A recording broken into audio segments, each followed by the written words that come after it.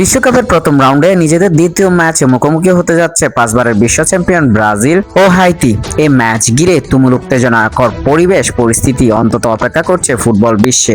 তার অন্যতম কারণ হচ্ছে মরক্কোর সাথে ব্রাজিলের 1-1 গোলের ড্র ম্যাচ। পাঁচবারের বিশ্ব চ্যাম্পিয়নরা একটু ভুল করলেই এই ম্যাচ থেকেই ছিটকে যেতে পারে বিশ্বকাপ থেকে। অন্যদিকে হাইতিও তুমুল উদ্যমে লড়াই করবে প্রথম ম্যাচে স্কটল্যান্ডের সাথে হারার কারণে। বড় দল, তাই ব্রাজিলের চাপটা একটু বেশি। অন্যদিকে হাইতি নিজেদেরকে উজাড় করে দিতেও প্রস্তুত।